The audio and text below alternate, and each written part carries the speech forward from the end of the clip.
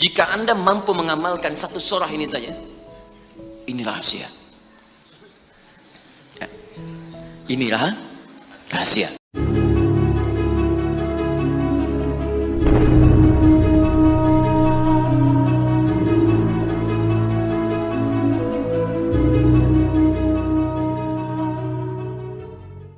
Maka saya ingin sempurnakan dulu dengan satu kalimat.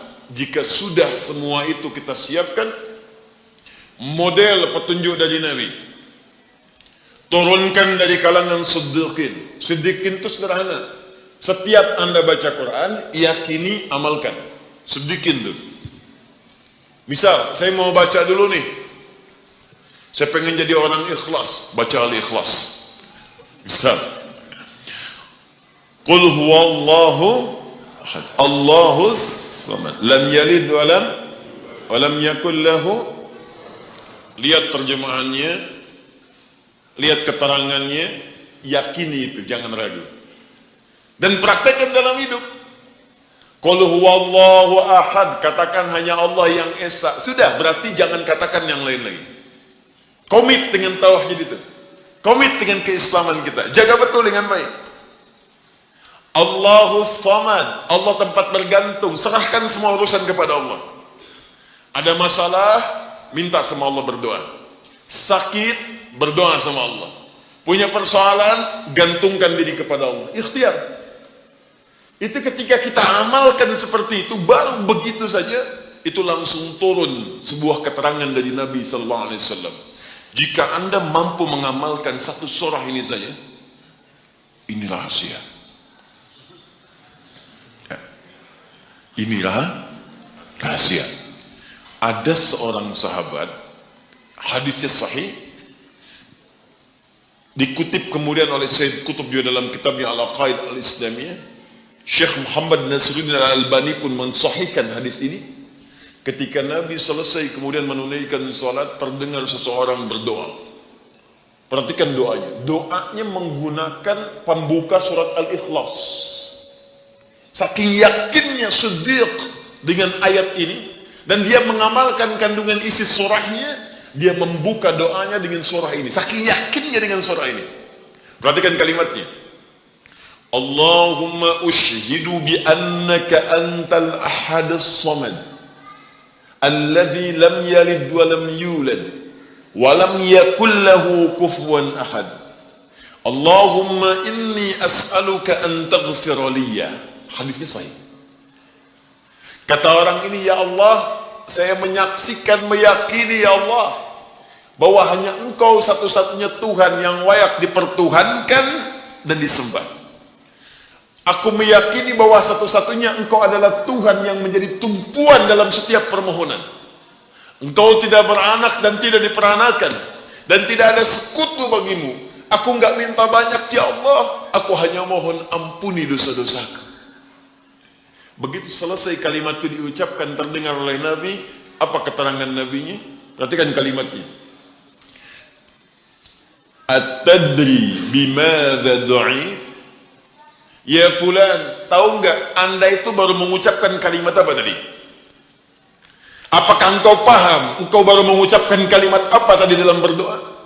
Kata orang ini, wallahu wa rasuluhu a'lam. Ya Rasul, saya enggak paham apa yang dimaksudkan kecuali Allah dan Rasul yang lebih mengetahui. Ini adab.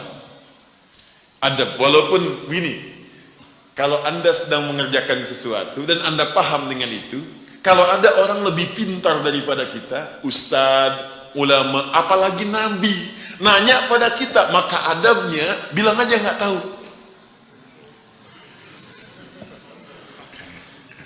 Karena boleh jadi mereka memiliki hikmah yang belum sampai kita kepadanya. Kalau kita jawab, saya tahu ya Rasul, nggak akan nyampe kalimat nanti. Ya. Jadi kalau Anda sedang mengerjakan sesuatu, zikir misalnya, la ilaha illa anta subhanaka inni kuntu minadh dhalimin. Tanya ustaz, datang ustaz, masya Allah pak, zikirnya bagus banget. Tahu nggak maksudnya? Tahu, lewat ustaz dulu. Bilang aja belum ustaz, Allah Rasulullah alam. Oh begitu. Kalau belum kenapa dibaca?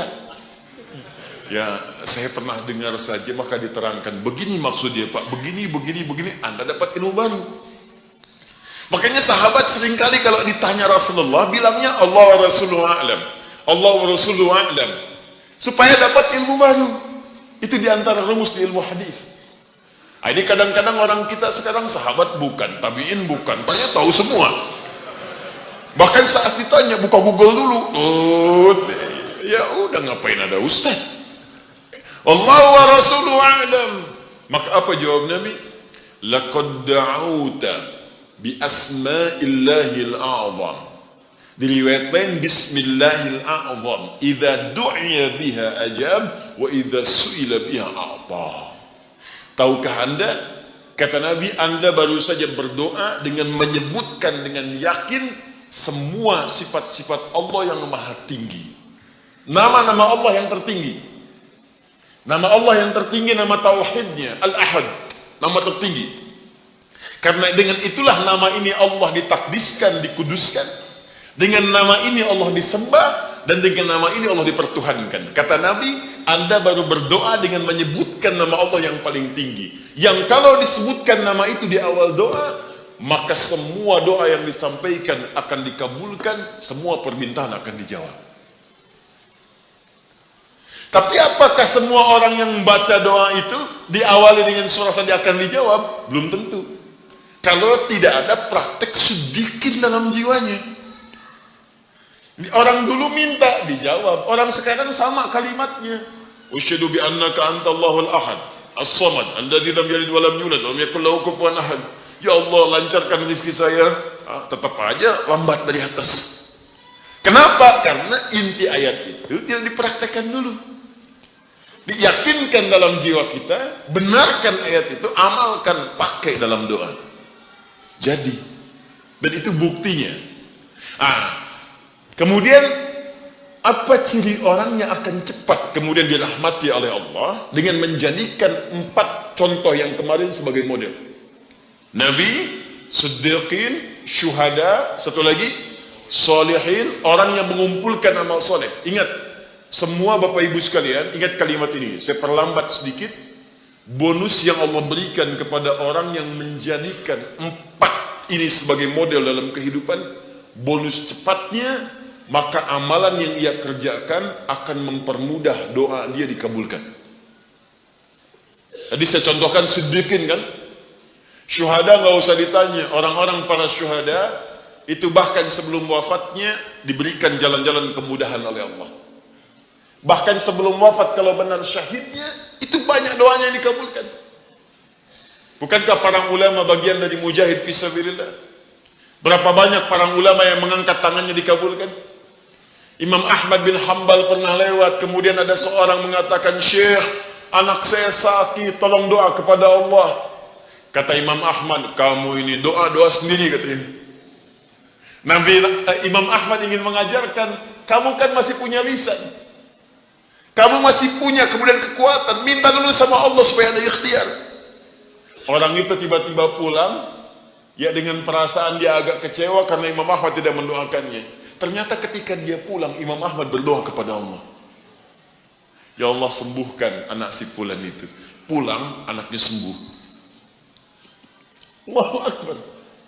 Ini doa ulama itu kalau benar kealimannya, kalau benar ilmunya dan khasyahnya kepada Allah, itu hujah di lisannya. Bahkan firasatnya nyata. Kadang dikasih dalam mimpi, kadang kemudian bermohon kepada Allah tanpa diketahui. Ada. Sholihin juga demikian. Bahkan turun Quran surah ke-5 ayat 35. Ya. Paling kanan sebelah bawah. Ya ayyuhalladzina amanu taqullaha wabtaghu ilaihil wasilah. Hei orang-orang beriman, tingkatkan terus takwamu kepada Allah dan jadikan takwa itu sebagai wasilah untuk meminta kepada Allah dari apa yang engkau inginkan. Dan kalau Anda cari takwa di Quran, bentuknya amal soleh.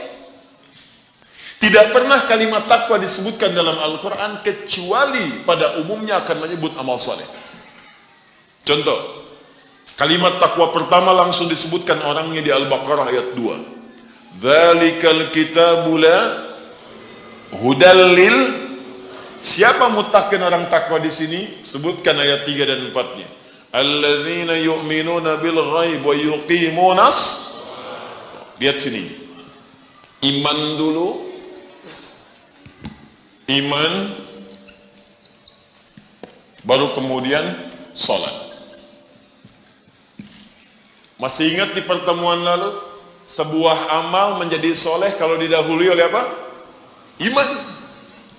Di iman itu nggak akan dipisahkan dengan amal soleh. Ada iman, maka amal berubah jadi soleh. Dalilnya Quran surah ke-103. Walas innal insana lafi illa alladzina amanu iman wa amilus soleh. Amal soleh. Apa wujudnya amal soleh itu? Jadi rumus cepatnya begini. Iman akan melahirkan sebuah amal yang dengan sifat iman ini menjadi soleh. Kalau iman dipadukan dengan amal soleh, maka akan berubah menjadi takwa namanya. Karena itu ketika Allah menyebutkan kalimat takwa dalam Al-Quran, baik dengan kata benda, ya, noun, muttaqin, muttaqun, atau kata kerja, verb, fi'il, tattaqun, yattaqun, ittaqau, pasti setelahnya akan bertemu dengan iman dan amal saleh. Dzalikal kitabu la hudalil. Siapa muttaqin orang takwa di sini? Alladzina yu'minuna bil ghaib wa iman lis salat wa mimma razaqnahum infaq, dan seterusnya. Al-Baqarah 183. Ya ayyuhalladzina amanu kutiba alaikumus iman, ya ayyuhalladzina amanu kutiba alaikumus syiyam, puasa. Kama kutiba alal ladzina min la'allakum takwa. Jelas? Maka ketika lihat rumusannya, lihat formulanya, ini agak jarang dibahas ya. Perhatikan formulanya. Kata Allah di Quran surah ke-5 ayat ke-35. Ya ayyuhalladzina amanu. Hai orang-orang yang telah beriman. Alhamdulillah modal ini ada. Masih beriman? Alhamdulillah. Berarti modalnya sudah ada kan? Nih, yang dipanggil ini. Hai orang-orang yang telah beriman. Yang belum beriman tidak hai.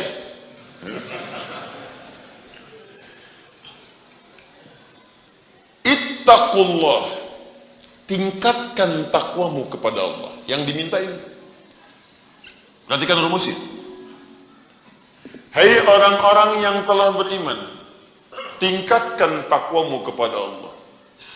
Wabtaghu ilaihil wasilah, dan carilah dengan peningkatan takwa ini wasilah untuk mengabulkan doa-doa yang kita mohonkan.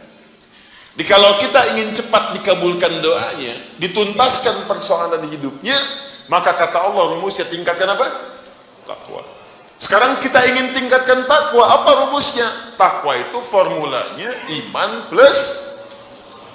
Nah, intinya di sini amal soleh. Jadi kalau kita kumpulkan amal soleh, kumpulkan, itu salah satunya ciri meningkatkan takwa.